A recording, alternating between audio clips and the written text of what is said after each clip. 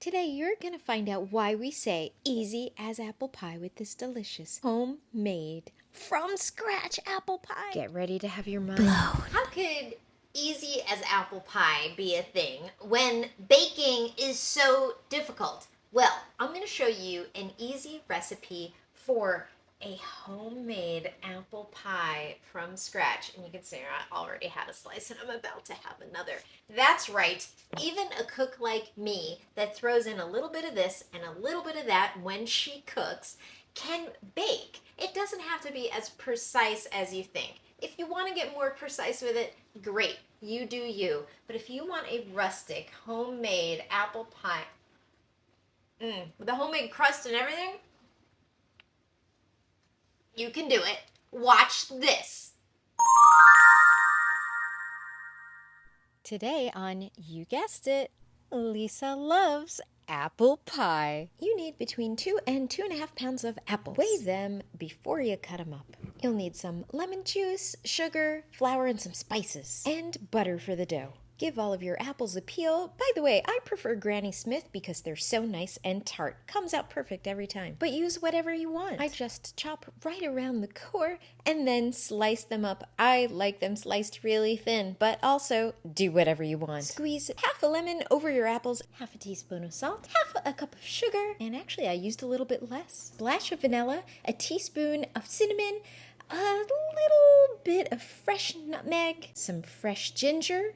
You could use powdered too. I even secretly sneak in a dash of cayenne pepper. Don't tell anyone. Next, throw in 2 tablespoons of all-purpose flour. That is just so you can thicken up the sauce. We're gonna mix it all together, and I want to make a note that all of your spices are completely up to you. This is just a guideline, and I normally eyeball it. And put it in a bag, and we're gonna refrigerate it at least a couple of hours. I mean, I do this the night before. The sugar's gonna break down the apples. Everything's gonna get saucy. Then we're going to cube up 2 sticks of butter. Be careful not to touch it very much because you don't want to melt the butter. So we're going to cube it up. It's a little bit awkward to do that because it sticks to the knife, but I believe in you. You can do this. Cube it up and then throw it back in the fridge because we want it nice and cold. Throw about 2 cups of flour into a food processor. You don't actually need a machine to do this. And a teaspoon of salt and then all of your butter. And yeah, I said about 2 cups of flour. That's right. You don't have to be as precise as they say with this kind of baking because we'll adjust it with the amount of water we use. Just pulse that button to combine. You don't want to be too rough. If you just turn it on and let it go, it heats everything up too much. So just little pulses. Now you don't have to combine it until it looks like a blob of dough. Just do it until it looks like crumbs or crumbles. They always say like pea-sized crumbles is perfect. So yeah, it just sticks together like just enough, and then you're gonna divide it in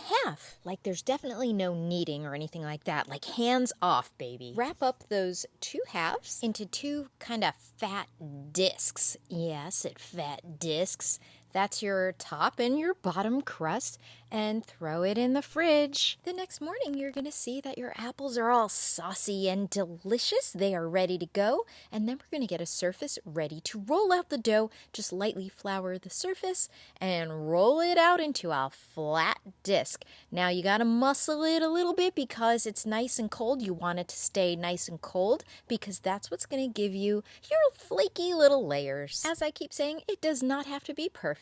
Now, I happen to do this first layer on a piece of parchment paper. That way I can slide it right into in this case, a cast iron pan. You can, of course, use a pie dish. I would recommend metal or glass. Those earthenware pie dishes are total crap. So I poked a couple of holes in it, and then those floppy parts hanging off the side, I ripped those off and fill in the little holes. That's right, we can just do a little patchwork. Talk about rustic. Throw it back in the fridge so it stays nice and cold while you roll out your other piece of dough. So we're gonna just repeat, a light layer of flour, roll it out. You're gonna have to muscle it. This time I'm not doing it on a piece of parchment because I already have my piece of parchment on the bottom, which I can absolutely bake. But don't worry, we'll be able to unstick it from this surface. Yes, totally a great workout here. Who needs to go to the gym? This is how you stay fit and eat pie all day. Pie workout. Okay, there we go. Good enough. And we're gonna get our bottom piece back out of the refrigerator and put our apples inside of this.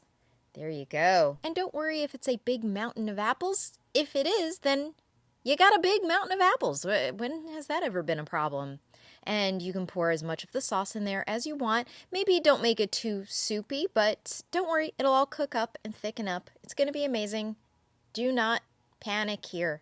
Let's be honest, I panicked through every step of this because I'm like, is this the one that doesn't come out good? They always come out fine. Don't worry so much. Go ahead and put that top layer on, and you're gonna pinch and crimp the sides. And if you have any extra little flaps hanging off the side, just tear it off, and you can use that extra dough to make a little decoration. This time I'm just gonna make a little heart. Sometimes I make little leaves. Whatever. Making a few slits in the top so that steam can escape. That's very important. Now we need to make an egg wash for on top. Just whisk up an egg with a splash of water and paint the whole top with it. Don't forget to stick any little decorations you may have made right on the top. An egg wash over that as well. And here you go, folks. We have a completed pie. Well, we gotta cook it now. Into the oven it goes. 375-degree Fahrenheit oven. After 45 minutes, I have a gorgeous pie. Now, as much as I want to dive into this, now comes the hardest part of the entire situation. We have to wait a couple of hours while this cools off. Oh, God. It's the most excruciating couple of hours of your life. So go, I don't know, get a colonoscopy or something while you wait. Looking good so far. I might even invite myself over for pie after this. Ooh, yellow pink.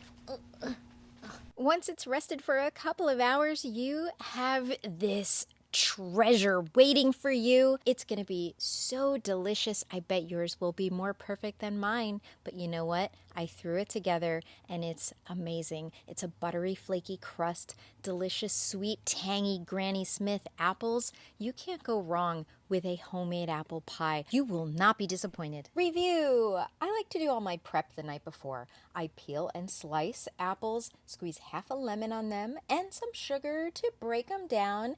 Then spice them however you like. Toss them together with some flour and let them hang out in the fridge for a couple of hours or overnight. Combine 2 cups of flour with 2 sticks of cold-ass cubes of butter and a teaspoon of salt and a little ice water until it's crumbly and just holds together. It's great to still see chunks of butter in this dough. Divide in half and wrap into 2 fat discs, yo. Chill a couple of hours or overnight. Then get some sleep. Next morning, I like to roll out 1 disc and put it in a pie plate, poke a few holes in it with a fork, and toss that back into the fridge while you roll out the top. Roll out the top piece of dough, then put apples into the pie plate and cover with the top piece of dough. Don't forget the steam holes and an egg wash. Bake at 375 degrees Fahrenheit for 45 minutes, up to an hour, or until it looks golden. Let it rest for a few hours and enjoy. Thanks for watching. Check out Patreon for more. Don't go into the light.